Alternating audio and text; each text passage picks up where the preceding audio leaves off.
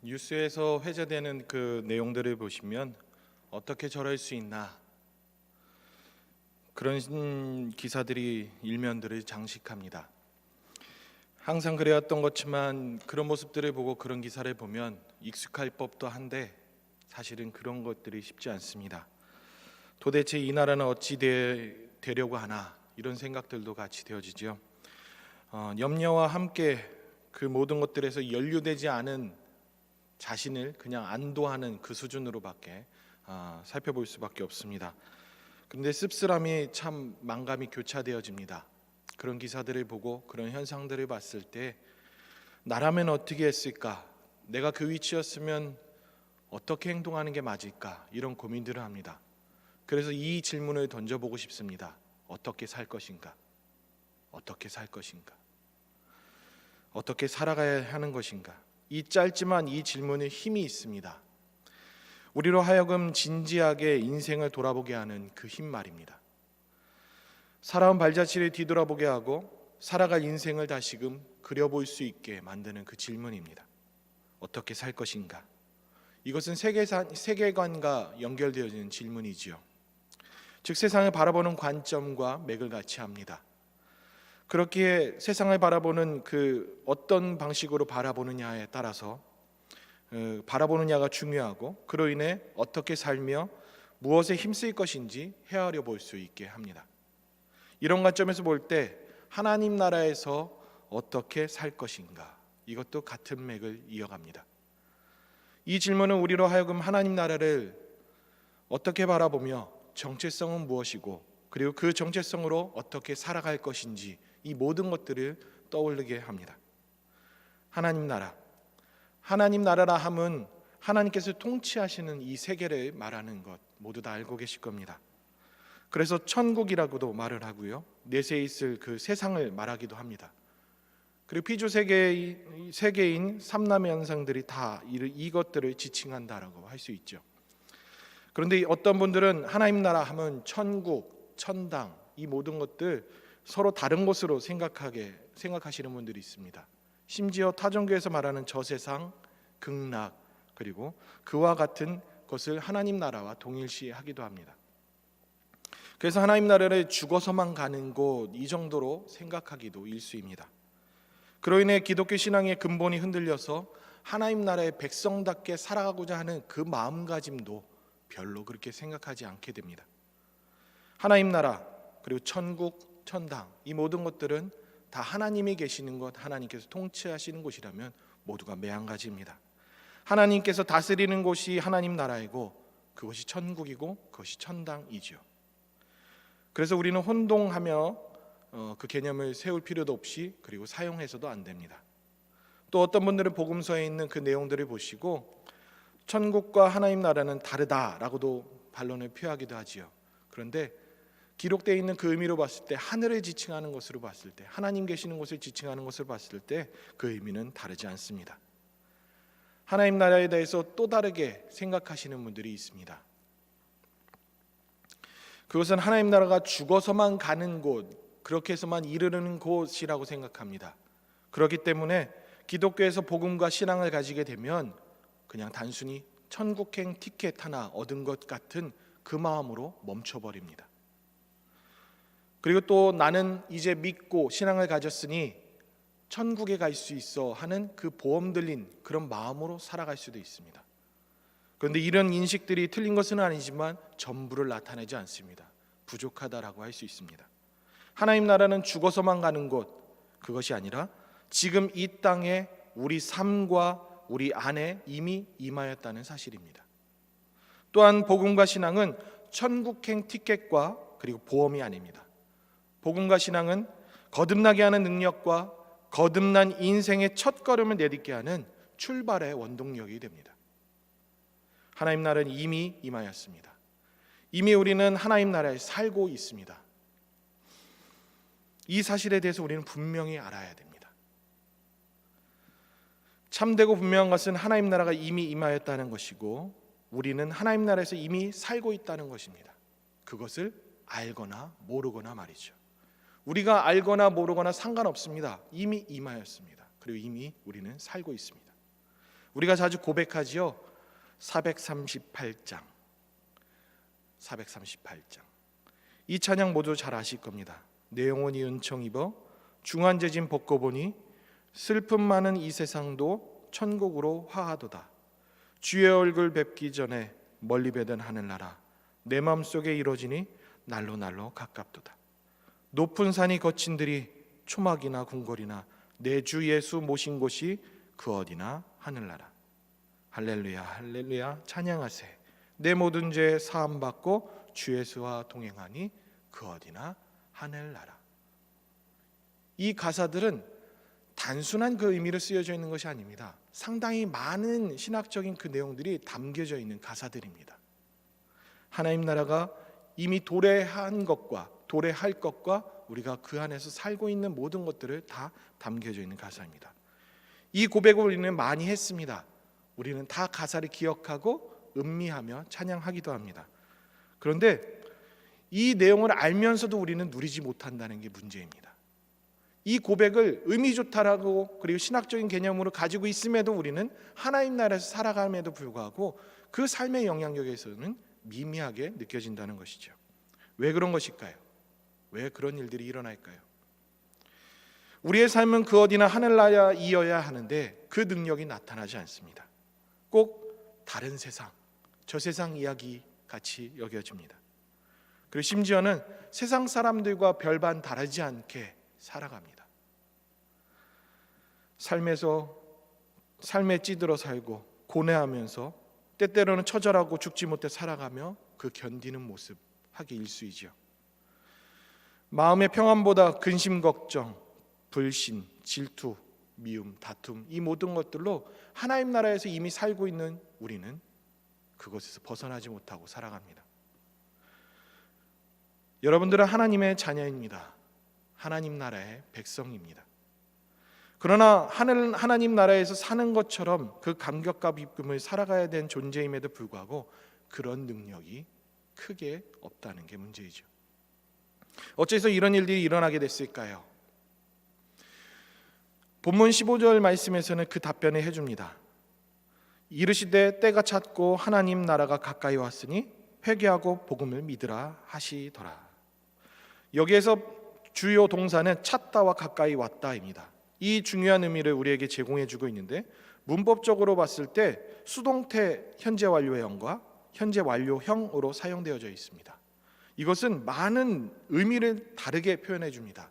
먼저 때가 찼다라는 이 단어는 수동태로 여겨졌을 때는 누군가에 의해서, 즉 하나님에 의해서 기한이 차게 되었다라는 소리를 하는 것이죠.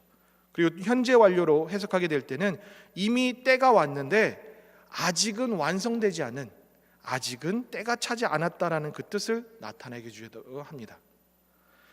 다음으로는 하나님 나라가 가까이 왔다라는 이 동사를 현재 완료형으로 이해한다면 이미 하나님 나라는 가까이 왔는데 아직 완전히 오지 않았다라는 뜻입니다. 이것을 한 그림으로 제가 한번 그려보았습니다. 화면에 보시면 저 이미지입니다. 우리가 살고 있는 지금은 이미와 아직을 공존해 있는 그 시대에서 살고 있습니다. 우리 예수님께서 초림하셨을 그 시대에 초림하셨던 그 이후부터는 이미 하나님 나라에서 우리는 그 안에서 살고 있습니다. 그런데 재림하시기 전까지는 완전한 하나님 나라가 이루어지지 않았지요. 그러나 그 하나님 나라가 불완전한 상태로 도래한 것이 아니라 온전히 도래했습니다. 그런데 맨 하단에 보시면 누구의 지배를 받습니까? 사탄의 지배를 받고 있기 때문에 우리가 느끼기에는 불완전한 것 같이, 그리고 세상과 살아가는데 별 다름없이 그런 영향을 받으며 살아가고 있다는 것입니다. 즉 혼재되어 있는 상태, 그러나 아직 하나님 나라는 도래하지 않았다라는 그 의미를 담고 있습니다. 이것이 바로 오늘 본문 15절 말씀에서 얘기해주고 있는 것입니다. 그렇다면 하나님에 의해 이미 예비되었던 하나님 나라가 때가 차서 이미 임하여졌지만 아직 때가 차지 않아서 완전히 오지 않았다는 그 의미를 담고 있는 것이 바로 15절 말씀입니다.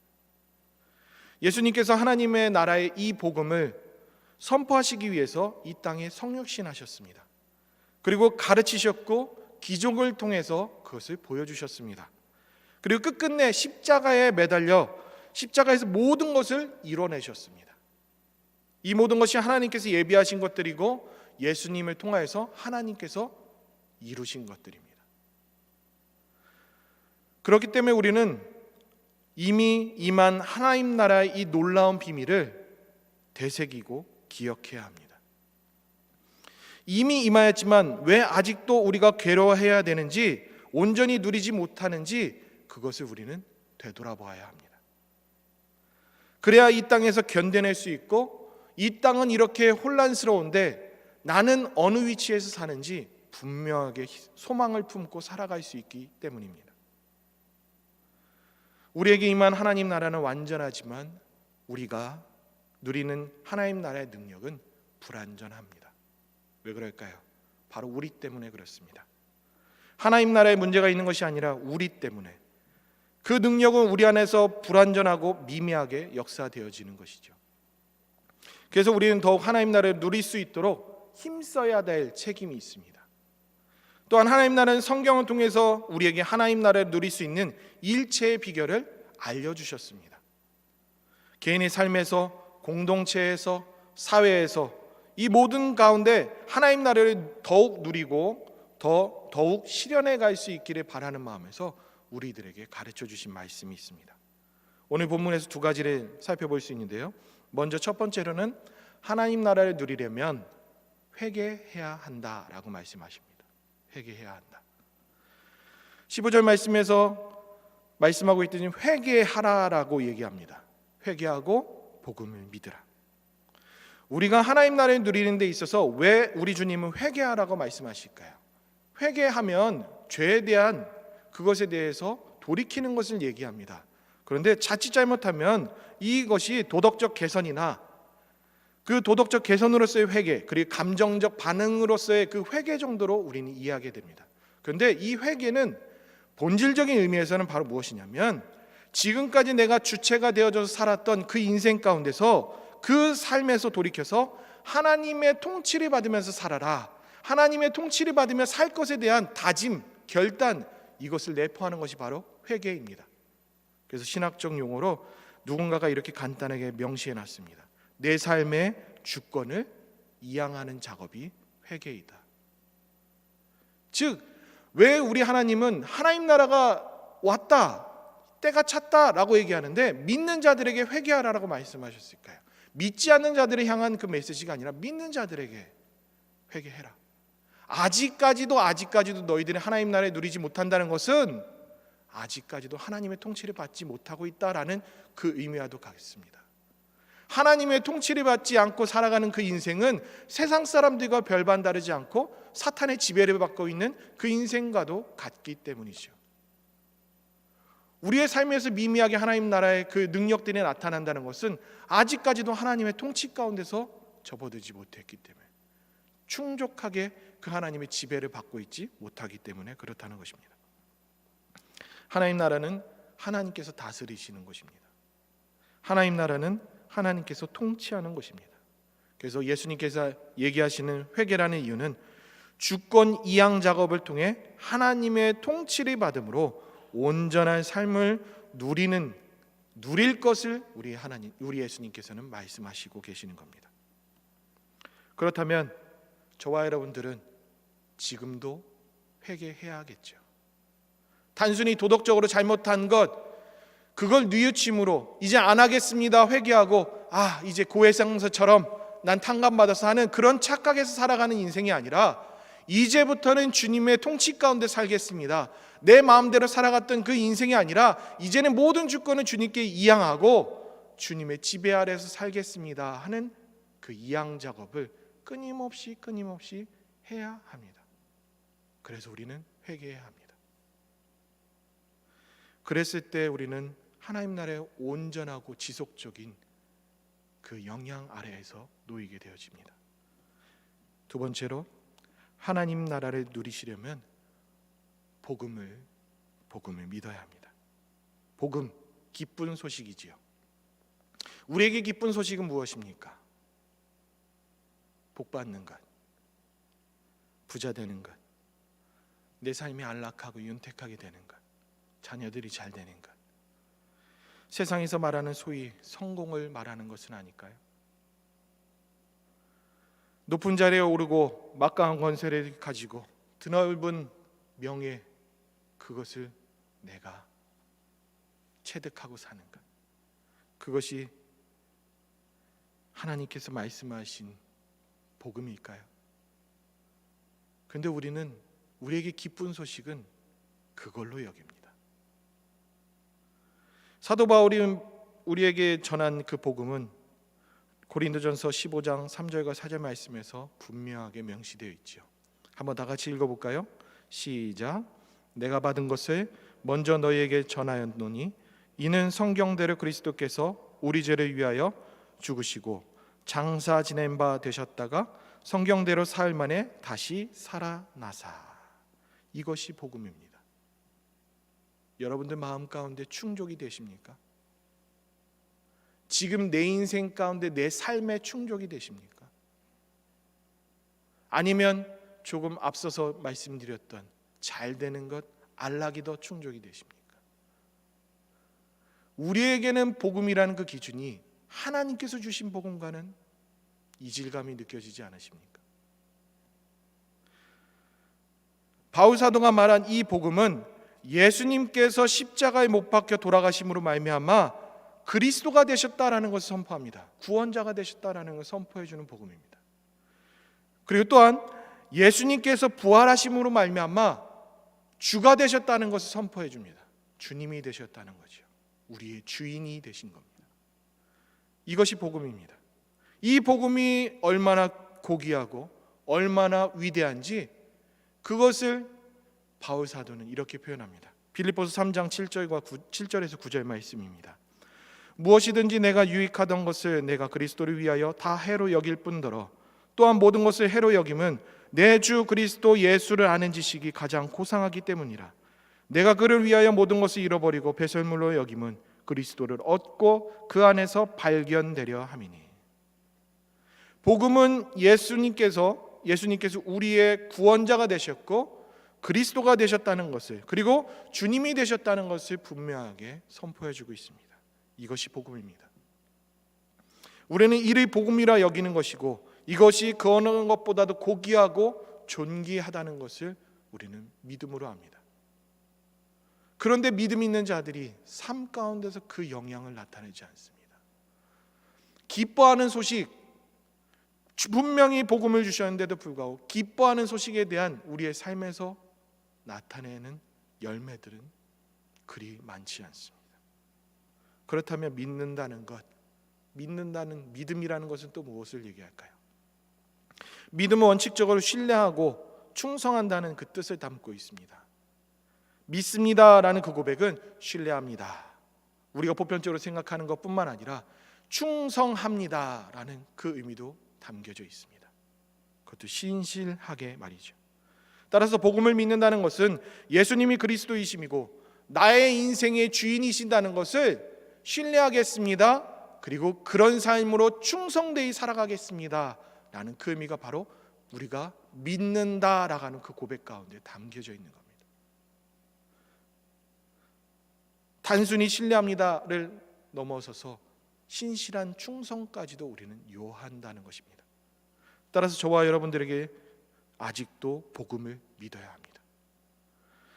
단일회성의 구원의 티켓, 그리고 그것뿐만이 아니라 매 순간 회개하는 마음으로 우리의 주권을 하나님께 이양하는 그 작업으로서 우리 예수님이 우리의 구원자이심을, 그리고 우리 예수님께서 우리 인생의 주인이심을 우리는 끊임없이 믿어야 합니다. 그래야 하나님 나라를 누릴 수 있지요.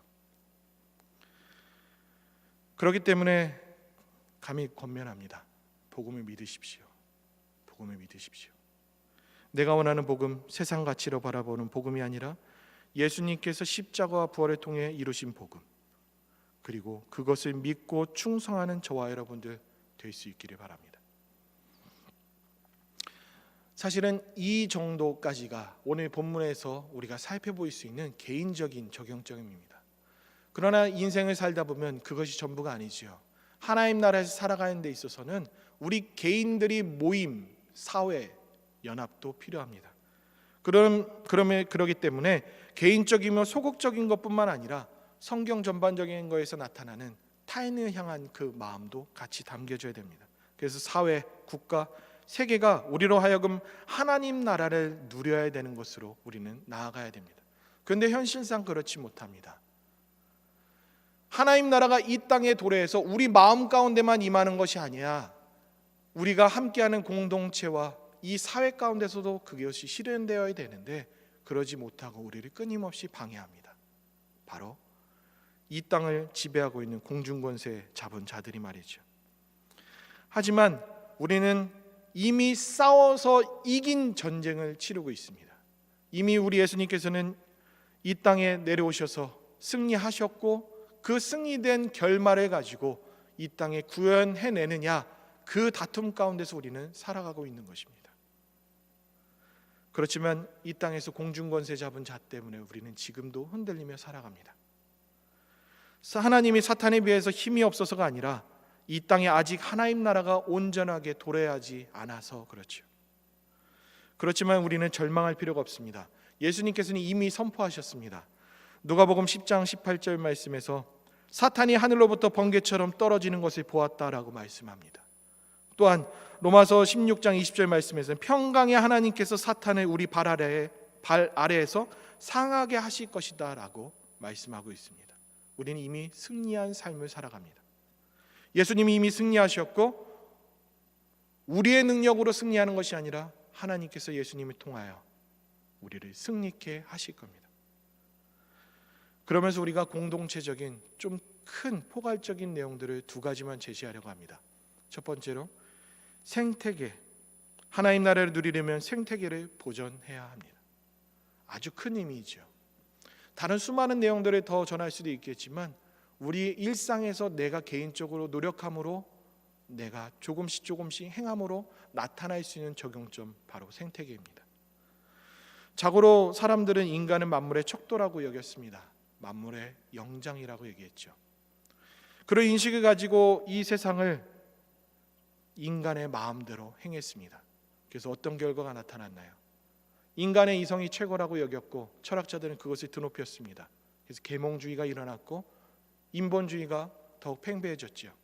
그렇지만 어떤 일이 일어났나요? 서로 인간들은 싸우고 죽이고 노예로 삼고 심지어는 세계 전쟁을 일으켰습니다. 수많은 생명체들을 죽였습니다. 사람만 죽어난 것이 아니라 문물이 개발해낸 그 무기들로 인해서 생태계가 교란되어졌습니다. 산업혁명이 일어나면서 점점 생태계는 훼손되어지고 회파되어져 갑니다. 이제는 큰 감흥이 없을 정도로 당연함으로 여깁니다. 개발이라는 명목하에서 산을 깎아내고 또한 생태계를 그냥 콘크리트 물들로 바꾸는 작업들. 인간의 편리함은 주어지지만 생태계는 점점 죽어져 나가는 모습도 보게 됩니다. 이 모든 것들이 만물의 척도이며 만물의 영장이 인간의 손에서부터 이루어졌습니다. 생태계는 점점 파괴되어져 가면서 어떻게 왔습니까? 기상이변이 생겨납니다. 그리고 다시금 우리인 사람들에게 그 피해가 찾아오고 있습니다. 그래서 어떤 생태계 연구학자들이 이렇게 얘기합니다. 이제는 생태계의 위계가 아니라 살아남느냐 죽느냐 생존의 문제다라고 말합니다. 그리고 어떤 사람, 오시오 라즈니시라는 사람은 이렇게 표현합니다. 앞으로 지구에서 생명체가 계속 존속해갈 희망성은 희박하다. 우리는 점점 더 죽음의 벼랑 끝으로 다가가고 있다. 그 도달점은 집단 자살로 기속된다는 것은 자명한 사실이다. 상당히 강력한 말입니다. 그런데 이 말처럼 지금은 더욱더 우리에게 피해를 오며 절실히 이에 대해서 해결책을 찾지 않으면 어떻게 살아가지 못할 그 상황까지도 왔다는 것을 얘기해 줍니다. 제가 이 말씀을 생태계에 대한 이 말씀 드리는 이유는 우리가 삶을 살면서 할 수 있는 일들에 대해서 우리는 이미 하고 있는 것이 있죠. 쓰레기를 줄이는 모습, 그리고 분리수거하는 것. 그러나 그 이상의 것을 그리스도인들이라면, 하나님을 믿고 하나님께서 만드신 이 만물을 누리는 자라면, 그리고 이 땅에 대한 지배를 온전하게 하나님 뜻대로 해야 되는 책무를 가진 자라면 우리는 더 해야 할 일들이 있습니다. 그것을 위해서 우리는 끊임없이 해야 합니다. 왜냐하면 하나님께서 만드신 우리와 같은 피조물들이 이 만물이기 때문에 그렇습니다. 우리는 공존의식을 가져야 합니다. 인간을 위해 생태계가 존재하는 것이 아니라 생태계가 있으므로 인간도 존재한다는 그 공존의식을 우리는 끊임없이 되새겨야 합니다. 믿는 사람만이라도 무분별한 개발보다 함께 공존하는 그 일들을 위해서, 또한 이 자리에 있는 기업가들이 조금 더 그런 움직임을 한다면 최소한 늦출 수 있지 않을까요? 그리고 가정에서 우리가 조금 더 화학 물질들을 조금씩 줄여간다면 또한 우리가 그 일들을 늦출 수 있지 않을까요? 그리고 마지막으로 하나님 나라에 누리려면 정치를 해야 합니다. 정치는 소수의 권력자의 소유물이 아닙니다. 특히 민주주의는 국민의 주권자이며 정치인들은 국민 주권의 위임자라는 것을 우리가 다 압니다. 정치는 그들만의 성역도 놀이터가 아닙니다. 그런데 여기에서 분명히 알아야 될 것은 우리가 정치에 직접 참여하는 그 의미보다 그들을 다그쳐야 하며 그들을 견제해야 하며 그들이 끊임없이 지켜봐야 한다는 것입니다. 정치는 현실과 다르지요. 한계가 있습니다. 그렇지만 우리는 포기해서는 안 됩니다. 하나님 나라의 도래는 이미 이루어졌는데 실현이 되는 부분에서는 정치가 큰 역할들을 감당해냅니다. 우리가 나몰라라 해버리면 그들에게 더 많은 것들을 날개를 달아줍니다. 신앙인들은 더더욱 정치에 참여해야 합니다. 정치인이 되는 것보다 정치에 관심을 가져야 합니다. 정치란 간단하게 얘기하면 사회에서 함께 살아가는 기술입니다. 그렇기 때문에 누군가는 하고 누군가는 안 하고, 또한 정교의 분리라는 그 영역 때문에 교회는 정치에 참여하면 안 돼. 이 태생부터 잘못된 발상들을 하고 있는 것입니다. 정교의 분리는 정치가 종교를 속박하고 그리고 또한 탄압하는 것을 안 된다는 그 법칙 가운데서 종교개혁자들의 사상 가운데서 다져진 것입니다. 그래서 이렇게 불려졌습니다. 개신교는 프로테스탄트, 저항가. 그런데 그것이 꼭 투쟁하고 일반 정치인들처럼 하는 그것을 하는 게 아닙니다. 우리는 이념에 빠져서 하는 것이 아닙니다. 이념의 기준으로 두는 것이 아니라 예수님께서 생각하시고 성경적인 그 기준에서 우리가 내야 될 목소리를 내며 살아가는 것. 아니라는 것은 아니다라고 할 수 있는 것.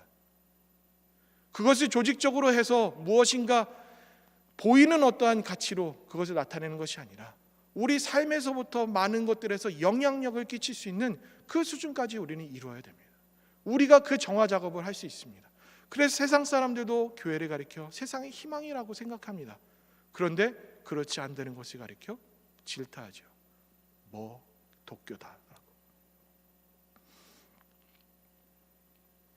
우리는 더더욱 삶 가운데서 비리가 있으면 비리에 대해서 안 해야 된다는 그 생각과 비리에 대해서 무엇인가 소리를 내야 합니다. 부조리에 대해서도 더더욱 우리는 하지 않아야 되겠죠. 단순히 당파 싸움의 논리가 아니라 하나님께서 만드신 생태계를 보존함과 함께 가난한 자와 약자들을 돕는 것, 눈물을 흘리고 억눌려 있는 자들에게 자유를 주는 것, 이 일들을 우리는 끊임없이 해야 합니다. 돈의 노예가 되고 돈의 노예로 만드는 무분별한 세상 풍조에서 우리는 분별하고 깨어 있어야 합니다. 이 풍조 그대로 휩쓸려 가서는 안 됩니다. 또 한 가지, 사람을 의지하면 안 됩니다. 사람은 완벽한 사람이 없습니다. 정치인이라고 해서 인기 많다고 해서 우리는 절대 현혹되어져서는 안 됩니다. 어떠한 이념 완벽한 거 없습니다. 어떠한 이념을 가지고 와도 다 문제투성입니다. 그러나 분명한 것은 우리가 바라보는 것은 이념의 그 전쟁이 아니라 하나님께서 무엇을 원하셨는지, 예수님께서 어떤 삶을 살아가셨는지 그것을 우리의 삶에서 구현해내고 실현해내는 것입니다. 그래서 신앙인은 정치 논리를 넘어서야 합니다. 그렇지 않으면 정치 논리에 갇혀 우리는 수수방관하거나 잘못되고 그릇된 발걸음을 하기 십상입니다. 정치에 정책이 무관심이 되어 잘못된 정책들로 수많은 폐해를 만들 수 있기 때문에 하나님 나라는 도래하는 데 방해가 됩니다. 그렇기 때문에 하나님 나라의 백성인 저와 여러분들은 끊임없이 정치에 관심을 가져야 합니다. 그리고 그 소리를 내야 합니다. 하나님의 법대로, 하나님의 마음대로. 말씀의 결론을 맺습니다. 우리는 이미 하나님 나라에서 하나님의 백성으로 살아가고 있습니다. 다만 아직은 온전한 하나님 나라, 그것은 아닙니다. 여전히 사탄의 지배, 불완전한 세계 속에서 살아갑니다. 그렇지만 그럼에도 불구하고 하나님 나라는 이미 도래했다는 것, 우리는 그 안에서 살아가고 있다는 것을 기억하셔야 합니다. 우리 삶 가운데서 할 수 있는 일이 사실은 크지 않습니다. 아무리 목소리를 내야 한다 하더라도 쉽지는 않습니다. 그런데 저는 꿈꾸는 것이 있습니다. 우리만큼이라도 달라지면, 우리만큼이라도 더 선한 일들을 행한다면 그 일들이 일어나지 않을까. 한 영상을 보여드리려고 합니다. 그 영상을 잠깐 보시면 일어나는 일들이 있고요, 첫 번째 사람 그리고 마지막에 있는 사람 한번 유심히 보시면서 한번 잠깐 보겠습니다.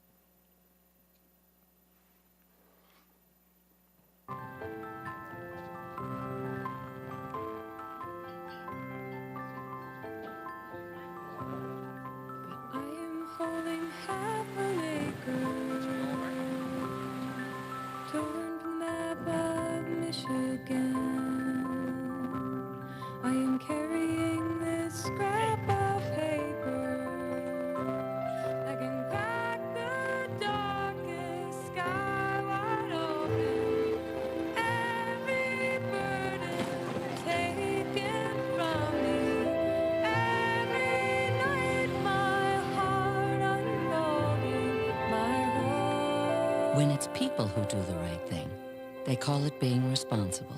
When it's an insurance company, they call it Liberty Mutual. Responsibility. What's your policy? Liberty Mutual.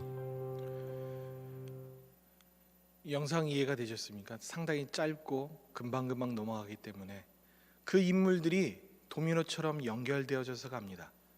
그리고 처음에 인형을 주어졌던 사람은 맨 마지막에 인형을 누군가에서 주문받은 사람입니다. 즉 우리가 할 수 있는 영역은 크지 않다라고 생각할 수 있습니다. 그런데 일상에서 소소한 것들, 우리가 지금 해야 할, 하나님을 믿는 자답게, 하나님 나라에 살아가는 자들답게 살아가는 것 자체가, 그것이 그 다음 사람, 그 다음 사람, 그 다음 사람에게 우리가 생각하고 인지하지 못하는 그 영향력이 발현되어집니다. 우리가 넉놓고 있고 우리가 안 돼라고 주저앉아 버리는 것이 아니라, 우리만큼이라도 하면, 우리가 저 모습들이라도 별 의미 없는 행동일지라도 하나님의 마음으로 우리가 행한다면 이것은 또 다른 도미노의 역할처럼 그 다음으로 전파되어진다는 것입니다. 사실은 별거 아닙니다. 우리가 너무 큰 어떠한 이상향을 꿈꾸며 살아가지만 우리는 우리 삶에서 해야 할 일들, 하나님의 마음으로 살아가는 자들답게 살아간다면 그런 자들이 모여지고 또 모여지고 교회를 이루고, 그 교회가 사회를 변화시키고 그 사회가 기독교 국가로, 하나님의 통치에 받고 살아가는 나라로 되어져 갈 수 있는 겁니다. 그런 의미에서 저와 여러분들 각자가 그 영상과도 같은 소소한 일에서 선한 영향을 끼칠 수 있는 저와 여러분들 될 수 있기를 바랍니다. 그래서 우리가 무슨 큰 일을 하기보다 먼저 지금의 위치에서 살아갈 줄 아는 저와 여러분들 될 수 있기를 바랍니다. 그래서 내 삶 가운데 하나님 나라가 이 마음 가운데, 내 주변 가운데 먼저 임하여지고 완성되어져 가며, 그리고 더 확장되어져 가는데 함께 힘쓰시는 우리 모든 교우 식구들 될 수 있기를 바랍니다.